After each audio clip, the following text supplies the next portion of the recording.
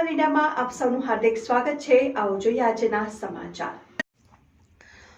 ભગવાન મહાવીર ઇન્ટરનેશનલ સ્કૂલમાં અભિવ્યક્તિ ધ એક્સપ્રેશન 2025નું આયોજન।